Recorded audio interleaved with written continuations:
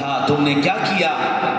کہ وہ عالم یہ کہے گا کہ اللہ آپ نے مجھے علم دیا، میں نے لوگوں تک علم پہنچایا، میں نے لوگوں میں وعظ و نصیحت کی، میں نے لوگوں کو پڑھایا، ہاں؟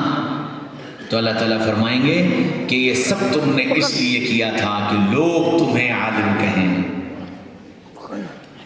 لوگ تمہیں بڑی صلاحیت والا کہیں۔ جیسے یہ بات عالموں کے لیے ہے، ایسے ہی ہر وہ آدمی جس کو اللہ نے کوئی صلاحیت دی ہے اور اپنی اس صلاحیت کا استعمال اس لیے کر رہا ہے کہ لوگ میری واہ واہ کریں، لوگ مجھے اچھا سمجھیں، ہاں وہ سب اس میں شامل ہیں۔ پھر اللہ تعالیٰ فرمائیں گے کہ تم یہ چاہتے تھے، دنیا میں تم کو یہ سب مل گیا، لوگوں نے تمہاری واہ واہ کر لی، لوگوں نے تمہیں ماشاء اللہ اور سبحان اللہ کہا، لوگوں نے تمہارے تعریفوں کے پل باندھے، لوگوں نے تمہاری خوب واہ واہی کی، تو جو کچھ تم چاہتے تھے دنیا میں وہ سب پورا ہو گیا۔ آج یہاں ہمارے پاس تمہارے لیے کچھ نہیں، اور پھر اسی پہ بس نہیں، پھر ان واہ واہی کے طالبوں کے لیے کہا جائے گا کہ منہ کے بل کھینچ کر جہنم میں پھینک دو۔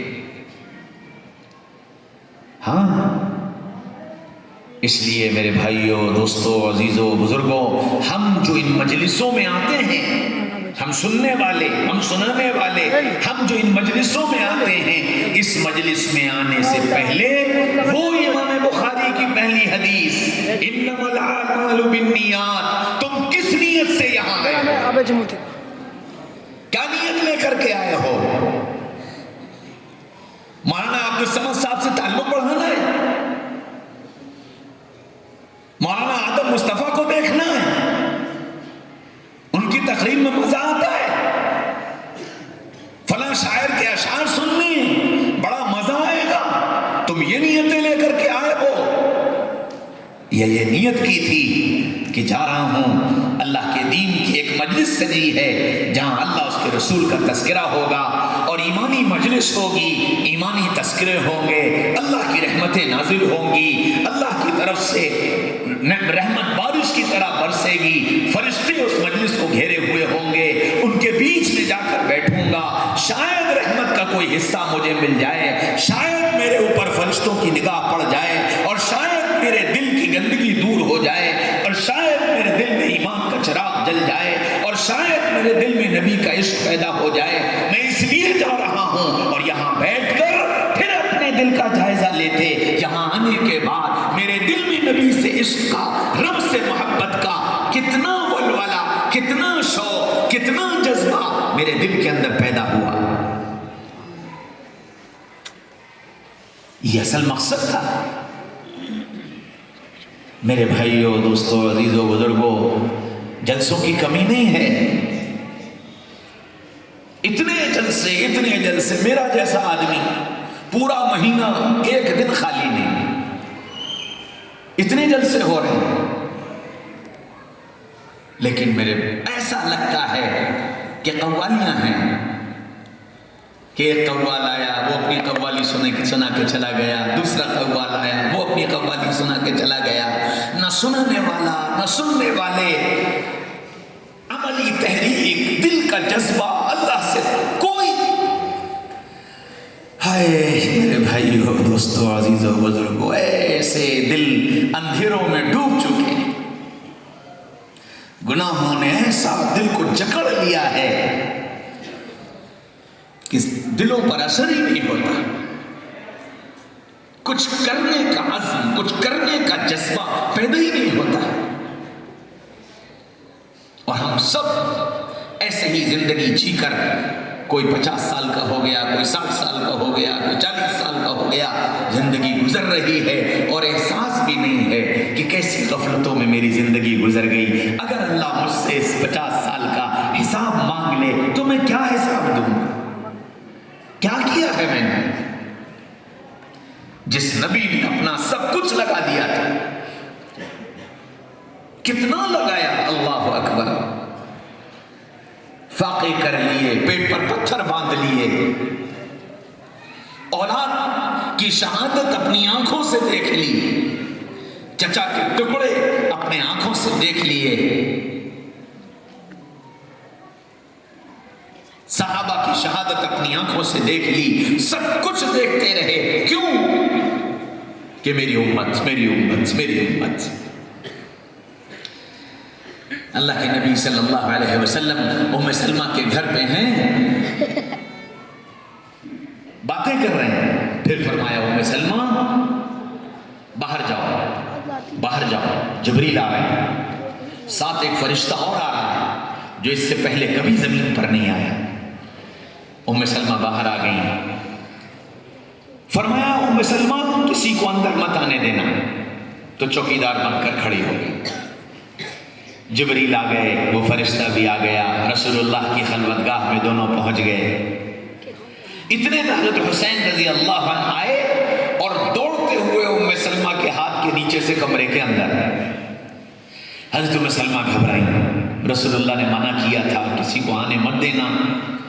اور حسین چلے گئے. اللہ کے رسول ناراض ہوں گے. لیکن پھر فوراً خیال آیا لاڈلا ہے، آنکھ کا تارا ہے، رسول اللہ کچھ نہیں کہیں گے. انتظار میں کھڑی رہی کہ رسول اللہ یہ اطلاع دیں کہ جبریل چلے گئے تو میں اندر جاؤں. لیکن انتظار ختم ہو گیا. ختم بھی نہیں ہونے پایا تھا کہ رسول اللہ صلی اللہ علیہ وسلم کی رونے کی آواز آئی اور پھر ہچکیوں سے آپ رونے لگے. تو ام سلمہ دوڑ کر گئی، یا رسول اللہ کیا ہوا؟ فرمایا ام سلمہ جبریل آئے تھے، ساتھ ایک فرشتہ آیا تھا، وہ یہ بتا کر گیا ہے کہ میری امت میرے بیٹے کے خون سے زمین کو رنگ دے گی. میری امت میرے بیٹے کے خون سے زمین کو رنگ دے گی. تو ام سلمہ کہنے لگیں یا رسول اللہ اس میں پریشان ہونے کی بات کیا ہے؟ ہاتھ اٹھائیے، اللہ سے دعا کریے کہ اللہ آپ کے بیٹے کے سر سے اس مصیبت کو ٹال دے. فرمایا نہیں نہیں نہیں ام سلمہ، میں اپنے بیٹے کے سر سے مصیبت کو ٹلوا کر اپنی امت کو مصیبت میں ڈالنا نہیں چاہتا. اپنی امت کو مصیبت میں ڈالنا نہیں چاہتا. جس نبی کو میری تمہاری اتنی فکر ہو اور جو نبی میری تمہاری خاطر اپنے بیٹے کا ذبح ہونا دیکھ رہا ہو، اپنے خاندان کے 70 افراد کی گردنیں اتاری جانی دیکھ رہا ہو اور پھر وہ اپنی اولاد کے لیے دعا نہ کرے اور میرے تمہاری خاطر تڑپتا رہے، آنسو بہاتا رہے اور بے چین ہوتا رہے، ہائے میں نے تم نے اس نبی کی بھی لاج نہ رکھی، نہ اس کی محبتوں کی لاج رکھی، نہ اس کی تعلیمات کی لاج رکھی، نہ اس کی اداؤں کی لاج رکھی. ہاں میرے بھائیو، دوستو، عزیزو، بزرگو، یہ جو جلسہ تھا نا یہ اس لیے تھا کہ آج دل میں کچھ رسول اللہ صلی اللہ علیہ وسلم کی محبت کے چراغ جلتے اور ایسا چراغ جلتا کہ ہر ایک یہاں سے یہ عزم لے کر کے جاتا کہ انشاءاللہ اب اپنے نبی سے سچی محبت کرو. اور محبت کا مطلب کیا ہے؟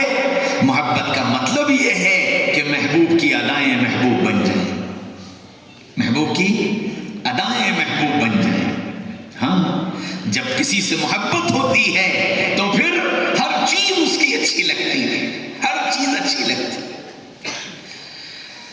لیلا اور مجنوں میں محبت تھی. لیلا کالی تھی، ہونٹ موٹے تھے، ناک چپٹی تھی. اس کی محبت کا چرچا ہوا تو ایک شخص اس کو یہ فکر ہوئی کہ آخر لیلا ایسی کون سی حور پری ہے کہ مجنوں ایسا اس پر دیوانہ ہے. تو وہ لیلا کو دیکھنے کے لیے گیا اور جب لیلا کو اس نے دیکھا تو اس نے اپنا ماتھا کہنے لگا